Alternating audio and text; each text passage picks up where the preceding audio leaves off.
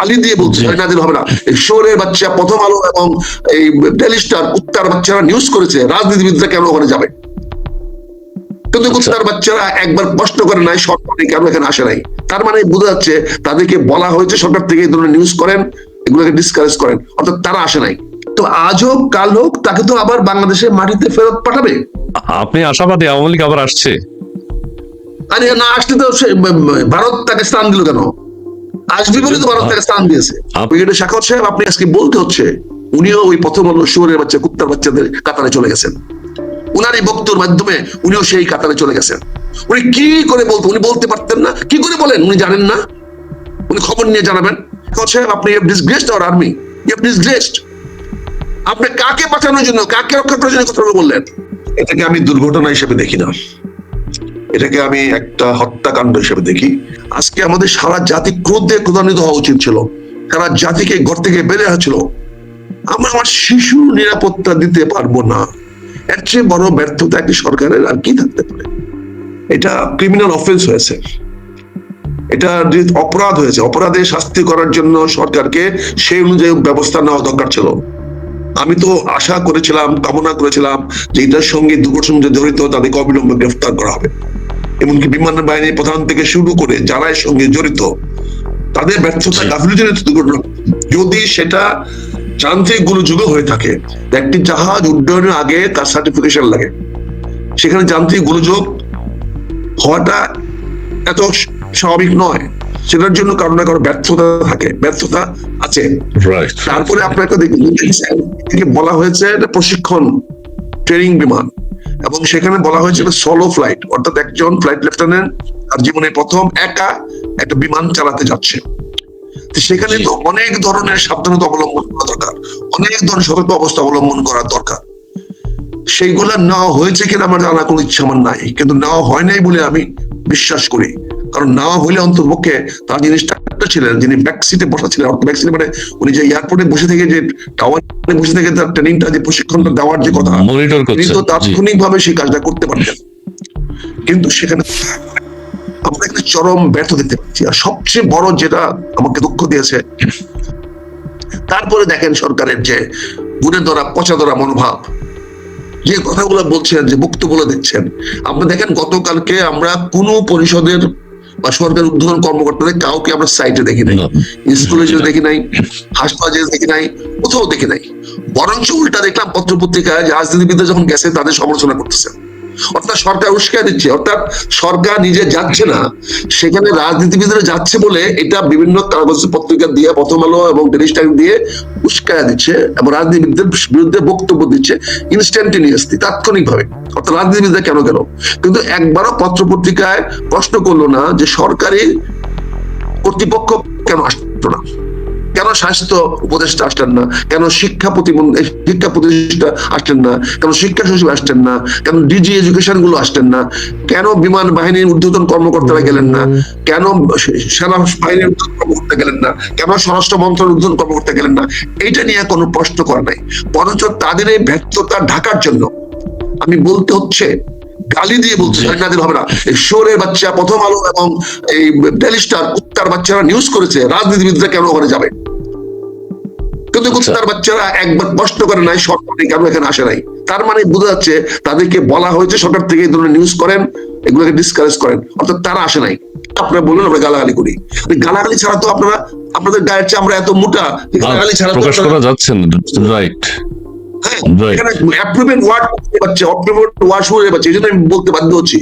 এটাকে আমি অভদ্র বলছি না, ভালো অর্থেই মানে ক্ষোভটা প্রকাশিত হচ্ছে, ক্ষোভ প্রকাশ। জি, আপনি এই মুহূর্তে একটা জাতীয় দৈনিক বলে দাবি করেন, আপনারা কেন এই ধরনের নিউজ করলেন? রাজনীতিবিদদের কি কাজ হাসপাতালে? আমাকে ক্ষমা করবেন, আমার সিনিয়র অফিসার ব্রিগেডিয়ার সাখাওয়াত সাহেব একটা দায়িত্ব জ্ঞানীন বক্তব্য দিয়েছেন। তিনি কোথায় গিয়েছেন, টেলিভিশনে আমার খেয়াল করে কোথায় গিয়েছেন, সেখানে অনেকগুলো প্রশ্ন করেছে। তার মধ্যে একটা প্রশ্ন করেছে যে ঘন জনবসতিপূর্ণ এলাকায় প্রশিক্ষণের বিমান প্রশিক্ষণ নিতে পারে কিনা, এই ব্যাপারে ওনার মতামত কি?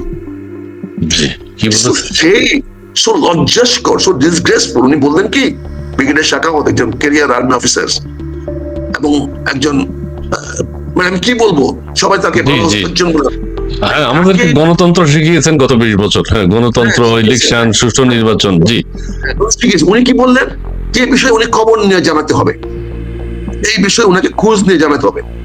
তার মানে উনি সাচ্ছেন হিপোক্রেট। উনি জানেন না যে জনবসতিপূর্ণ এলাকায় একটা বিমান প্রশিক্ষণ নিতে পারে কিনা, এটা জানেন না ব্রিগেডিয়ার সাখাওয়াত সাহেব। উনি কার আস্থা অর্জন করতে চাচ্ছেন? উনি কি আর কত চাকরি করবেন, আর কত ধান্দাবাজি করবেন? উনি তো জনগণের আস্থা হারিয়েছেন। আজকে ওনার মতো, আমি ওনার একজন ভক্ত ছিলাম, আমার কাছে বলতে হচ্ছে উনিও ওই প্রথম আলো শুয়োরের বাচ্চা, কুত্তার বাচ্চাদের কাতারে চলে গেছেন। উনার এই বক্তব্যের মাধ্যমে উনিও সেই কাতারে চলে গেছেন। উনি কি করে বলতো, উনি বলতে পারতেন না? কি করে বলেন? উনি জানেন না? উনি খবর নিয়ে জানাবেন। এই জাতিকে ধোঁকা দিচ্ছেন আপনি, শপথ দিয়েছেন আপনি। এই যে দুর্ভাগ্যজনক ব্রিগেডিয়ার সাখাওয়াত সাহেব, আপনি ডিসগ্রেসড আওয়ার আর্মি, ইউ হ্যাভ ডিসগ্রেসড। আপনি কাকে বাঁচানোর জন্য, কাকে রক্ষা করার জন্য কথা বললেন? আপনি জনগণের পক্ষে কাজ করবেন। জনগণ আপনাকে দেখতে চায়, জনগণের জন্য আপনি কাজ করতেছেন। আপনি কি বক্তব্য দিলেন? আপনি জাতির কাছে অনুমতি ক্ষমা চান। আমি আশা করবো আপনি জাতির কাছে ক্ষমা চাবেন। আমার এই ভিডিওটা আপনি দেখান, তার কাছে পাঠান, পাঠিয়ে বলেন আমি তার অনন্ত বিলম্বে জাতির সামনে করজোরে ক্ষমা চাইতে বলছি। উনি এটার অপরাধ করেছেন। উনি জানেন না উপদেষ্টা হিসাবে, শিল্প উপদেষ্টা হিসাবে, উনি শ্রম উপদেষ্টা হিসাবে এবং দেশের একজন ক্যারিয়ার আর্মি অফিসার হিসাবে উনি জানেন না যে ঘন জনবসতিপূর্ণ এলাকার উপরে প্রশিক্ষণ বিমান চালানো যায় কি না। কোন সেফটি রুল এটা এলাও বলেন? কোন নিরাপত্তা রুলে, সেফটি রুলে এটা এলাও করা হবে? কোন রুলে আমাকে দেখান, কোন ইমার্জেন্সিতে, কোথায়, কোন দেশে, কোন পৃথিবীর কোন মানদণ্ডে এটা এলাও করা হবে? এটা আপনি করেছেন। তার মানে আপনার সরকার দায়িত্ব নিয়েছেন। অর্থাৎ আমরা আশা করেছিলাম, আমরা চেয়েছিলাম বিমান বাহিনী প্রধানের ব্যর্থতা, এখন দেখছি এটা সরকারের ব্যর্থতা। ব্রিগেডিয়ার সাখাওয়াত সাহেব সরকারের উপরে দায়িত্ব নিয়ে গেলেন।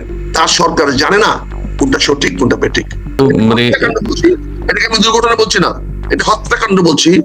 এবং এই হত্যাকাণ্ডের পিছনে আমরা এতক্ষণ আমরা দায়ী করে আসছিলাম বিমান প্রধানকে, সরি সেনাপ্রধানের কৃতিত্ব অনেক, সেনাপ্রধান অনেক কাজ করেছেন, তারা সঠিকভাবে ইভাকুয়েশন করেছেন, রেস্কিউ অপারেশনে গিয়েছেন, সেখানে ভুল বোঝাবুঝি হচ্ছে কারণ আমরা অনেক বেশি মানুষ সেখানে গিয়ে ভিড় জমাই, সেই ভিড় নিয়ন্ত্রণ করতে গিয়া সেনাবাহিনী বিতর্কের মধ্যে পড়েছে, সেটা অন্য বিষয়। সেটা আমাদের কাজ করতে দেয় না। আমরা সবাই মেলায় যাই, আমরা সব বিষয়ে মেলায় যাই। আমরা এমন একটা জাতি যে আমরা ওই মেলার নামে আর জানাজার নামে সবখানে গিয়ে ভিড় করি, বুঝতে পারছেন না? এটা আমাদের দুর্ভাগ্য। এখানে আমরা কাজ করতে দেই না কাউকে, কাজে বিরক্ত করি, সেটা অন্য বিষয়। সেনাবাহিনীর সেই স্ট্রিক্টনেসটাকে আমি মনে করি সমর্থনযোগ্য, কারণ সেনাবাহিনী আরো স্ট্রিক্ট হওয়া দরকার ছিল।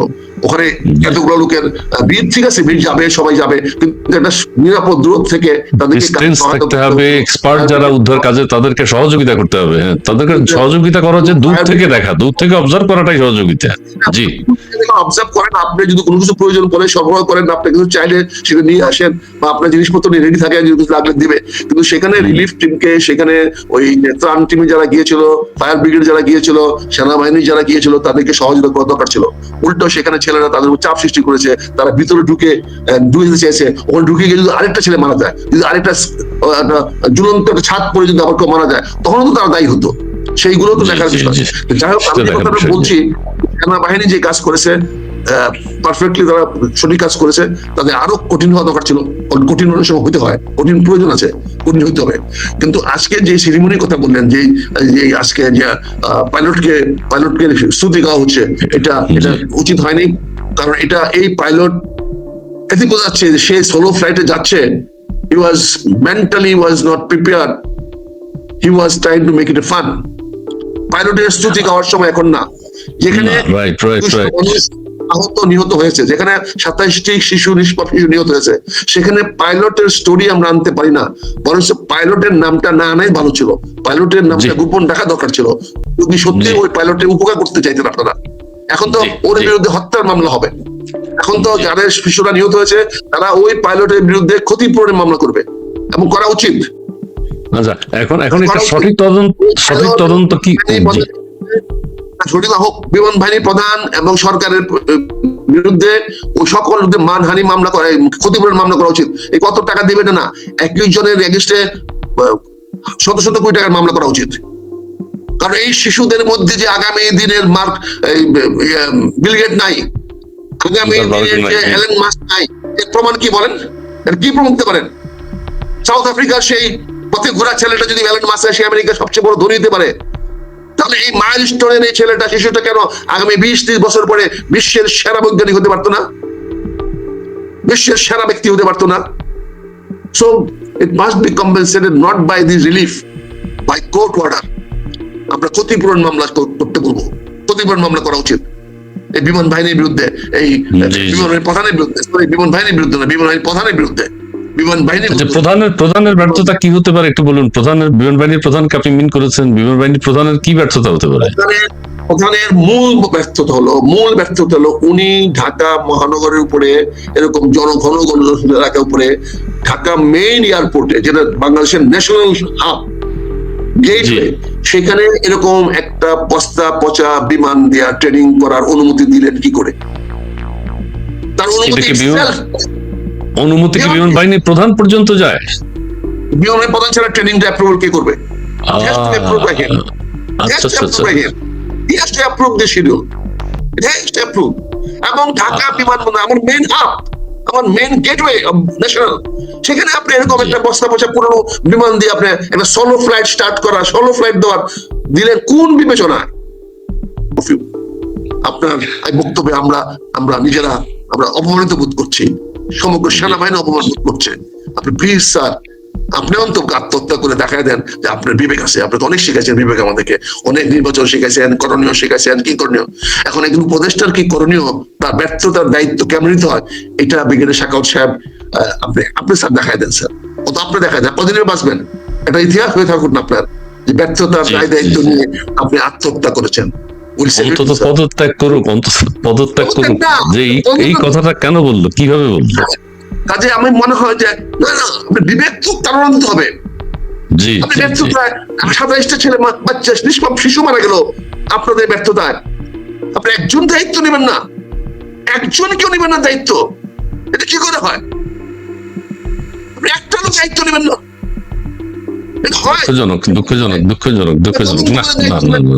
শিশুদের উপরে বললে নাকি তদন্ত দেবে? আল্লাহকে প্রশ্ন করতে হবে যে আল্লাহ ব্রেনটা তুমি সরাই ফেলালে না কেন? আরেক মন্ত্রী বলছেন আল্লাহর মাল আল্লাহ নিয়ে গেছে, এখন আবার না কোন মামলায় বলে যে আল্লাহ নিয়ে ফলাইছে, ওখানে কোন মুফতি না আবার বলে দেয় যেটা মানুষের কোন হাত নাই, এখানে আল্লাহ নিয়ে ফলাই দিছে এই শিশু। এটা তো বলবেই কোন খতিব আবার কোন মুফতি আবার না আবার কোন বলে দাও, আমাদের মুখ বন্ধ হয়ে যাবে, আমাদের মুখ সানাপ করে দেবে না বলবে মুফতির কথা বলে। আপনি কি মনে করেন বাংলাদেশের মানুষ যুদ্ধ অপরাধীদের শাসন মেনে নিবে? আপনি কি মনে করেন বাংলাদেশের মুক্তিযোদ্ধারা কখনোই স্বাধীনতা বিরোধী শাসন মেনে নেবে? তার মানে একটা সংঘাত হবে। এই সংঘাত যদি হয়, আমরা দুজন মারামারি কাটাকাটি করি, তাহলে তো দুর্বল হবো আমরা দুজনেই। আজকে এই মুহূর্তে হঠাৎ করে ঢাকা বিশ্ববিদ্যালয়ের বুয়েটের ছেলেরা, ঢাকা বিশ্ববিদ্যালয়ের বুয়েটের ছেলেরা রাত্রে বেলায় মিছিল বের করলো। সেই মিছিলে তারা তারেক রহমানকে অকথ্য ভাষায় গালাগালি করলো। কেন? এই গালাগালি যদি করে তাহলে কি হবে? স্বাভাবিকভাবে এটা জামাতের নামে যাবে, জামাত করেছে। কিন্তু জামাত তো করে নাই, জামাতের আমির তো বলছে তারা করে নাই, ছাত্র শিবির বলছে তারা করে নাই। তাহলে কারা করলো? কারা করাচ্ছে? যারা ইউএসএআইডি কাছ থেকে টাকা নিয়ে $29 মিলিয়ন নিয়ে রিজম চেঞ্জ করতে পারে, আরো যদি 29 মিলিয়ন যদি ভারত কাউকে দেয়, তাহলে তারা আরেকটা রিজিম চেঞ্জ করবে না? আরেকটা রিজিমকে এস্টাবলিশ করবে না? ভারত কি বাংলাদেশে 30, 40, 50 মিলিয়ন ডলার ইনভেস্ট করার মতো তার স্বার্থ আছে না? ভারত যখন আওয়ামী লীগের নেতাদেরকে স্থান দিয়েছে, তো আজ হোক কাল হোক তাকে তো আবার বাংলাদেশের মাটিতে ফেরত পাঠাবে। এখন বিলের বেশি পাঠাবে। আপনার কাছে মনে হচ্ছে বাংলাদেশ, আপনার কাছে মনে হচ্ছে ভারত থেকে আবার ফেরত পাঠাবে? শেখ হাসিনার বিরুদ্ধে তো বিচার হচ্ছে শেখ হাসিনার নাকি বিচার হবে, এবং শেখ হাসিনার বিচার হবে। গত জুলাই আগস্ট আন্দোলনে শেখ হাসিনা গুলির জন্য নির্দেশ দিয়েছিলেন। নির্দেশটা কোথায়? এবং রাষ্ট্রপ্রধান হিসেবে, রাষ্ট্রের প্রধান হিসেবে, প্রধান ব্যক্তি হিসেবে কি রাষ্ট্রের শৃঙ্খলা রক্ষা করার দায়িত্ব ছিল না? না ভাইয়া শুনেন, এটা তো রাজনীতিতে চিরাচরিত হয়ে আসছে। হুমায়ুন পরাজিত হইয়া, শেরশাহের কাছে পরাজিত হইয়া দিল্লি থেকে পলায় চলে গেছে। 2 বছর পরে আবার আসছে না দিল্লিতে ক্ষমতায়, ফেরত আসে না 2 বছর পরে আবার দিল্লিতে। আপনি আশাবাদী আওয়ামী লীগ আবার আসছে? আরে না আসলে তো ভারত তাকে স্থান দিল কেন? আসবি বলে তো ভারত তাকে স্থান দিয়েছে। আপনি এক জায়গায় বলেছেন ভারত শেখ হাসিনা তো, আপনি এক জায়গায় বলেছেন শেখ হাসিনা তো পালিয়ে যায়নি, শেখ হাসিনা তাকে আবার বাংলাদেশে ফেরত পাঠাবে বলেই তো সে স্থান দিয়েছে। আপনি যদি আরেকটু আগে যাই, আমি তো আরেকটু আগে যাই, হযরত মুহাম্মদ সাল্লাল্লাহু আলাইহি ওয়াসাল্লামকে মক্কা থেকে বিতাড়িত করা হয় নাই? উমর, খালিদ বিন ওয়ালিদ ওরা কি নাঙ্গা তলোয়ার নিয়ে ওনাকে পাঠায় নাই? উনি জীবনের ভয়ে মদিনায় গিয়ে আশ্রয় নিয়েছেন। উনি কি মদিনায় গিয়ে কি সেটেল হয়েছেন? উনি তো মদিনার থেকে একবার, দুইবার, তিনবার যুদ্ধ করে পরে জয়ী হয়ে আসছেন। মক্কাবাসী তো ওনাকে ডেকে নিয়ে আসেন নাই, মক্কাবাসী তো আদর করে নিয়ে আসেন। মক্কাতে তো বিজয়ের বেশে যুদ্ধ করে উনি আসছেন। আপনার ইরানের খামেনি, তাকে দেশ ছাড়তে হয় নাই, তাকে ফ্রান্সে পাঠিয়ে দেওয়া হয় নাই, তাকে তো তুরস্ক সরকারও রাখে নাই, সৌদি সরকারও রাখে নাই, তাকে ফ্রান্সে পাঠিয়ে দেওয়া হয়েছে। সে ফ্রান্স থেকে বীরের বেশে আবার ফেরত আসে নাই। তাহলে আওয়ামী লীগের নেতা কর্মীরা তো খুশি হবে আপনার বক্তব্য শুনে। কি হবে আজকে যে অবস্থাটা সৃষ্টি হচ্ছে, আজকে যে অশান্তি সৃষ্টি হচ্ছে, এই অশান্তি, এই প্রচারণা, এতে ক্ষতিগ্রস্ত তারেক রহমান গালাগালি করা হচ্ছে, জামাত বিএনপি পরস্পর কানাচোরাচুরি হচ্ছে, এই সবগুলো বুঝে হোক না বুঝে হোক, আমরা ভুল করে হোক, যেভাবে হোক, আমরা শেখ হাসিনা এবং ভারতের পারপাস সার্ভ করছি। বাংলাদেশের মুক্তিযোদ্ধারা কখনোই স্বাধীনতা বিরোধী শাসন মেনে নেবে? তার মানে একটা সংঘাত হবে। এই সংঘাত যদি হয়, আমরা দুজন মারামারি কাটাকাটি করি, তাহলে তো দুর্বল হবো আমরা দুজনেই। সংঘাত হলে বিএনপিরও ক্ষতি হবে, মেজর আক্তার এই কি বলে জামাতেরও ক্ষতি হবে। এই দুইটা পক্ষের ক্ষতি হলে লাভবান তো হবে একমাত্র আওয়ামী লীগ এবং ভারত সরকার। কাজে আপনাদের সুধীর কালিয়া বাজার, আওয়ামী লীগ কালিয়া বাজার, আওয়ামী লীগ আছে গরু জবাই করে খাওয়া। আওয়ামী লীগের পরিকল্পনা বাস্তবায়িত হতে চলছে। কত কিরকম পরিকল্পিত ভাবে বলা হচ্ছে, কাওয়ার সঙ্গে তারেক রহমানকে মিলানো হচ্ছে। আচ্ছা, এটা কি জামাতের মাথার থেকে আসছে? এটা জামাতের বুদ্ধি না, এটা জামাতের বুদ্ধি না। জামাত কখনোই তারেক রহমানকে কাওয়ার সঙ্গে মিলাবে না। জামাতের সাথে কি এত আন্ডারস্ট্যান্ডিং আছে? জামাত এবং তারেক রহমানের আন্ডারস্ট্যান্ডিং অনেক ডিপ, অনেক গভীর।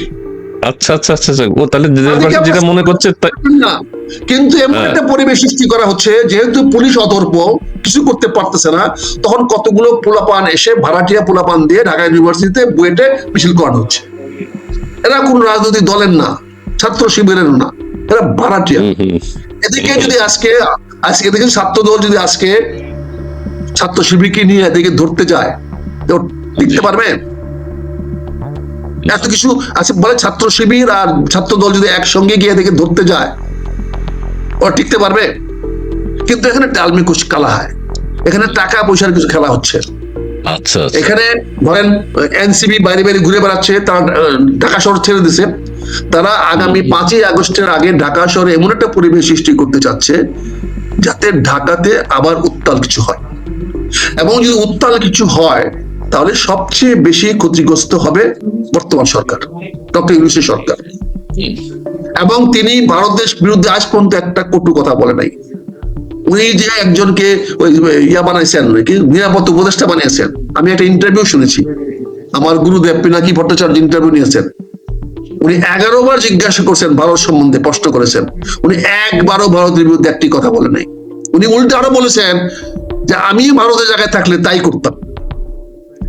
কাজে আজকে যে অবস্থা সৃষ্টি হয়েছে, মিটফোর্ডের ঘটনা বিচ্ছিন্ন ঘটনা, এটাকে যারা ব্যবহার করতে চাচ্ছে, আপনি মসজিদের ইমাম সাহেবকে মারতে যাওয়া যে ছেলেটা হয়েছে, এটা তো আমি আশা করেছিলাম জামাত সবাই মিলে কন্ডেম করবে, কিন্তু করে নাই।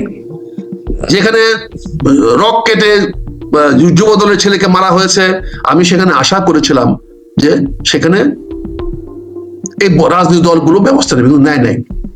আজকে দেখেন গোলাম মোল্লা রনিকে মারার জন্য একটা বিশাল দা নিয়ে ফেসবুকে ছবি উঠায়া বলা হচ্ছে। আচ্ছা, আপনার বিরুদ্ধে আছে? আপনাকে নিয়ে তলোয়ার নিয়ে ছুরি নিয়ে কেউ দাঁড়িয়েছে না? আমার তো ছুরি তো কত 30 বছর দাঁড়িয়ে আছে, দাঁড়াইতে পারে, বুঝছেন না?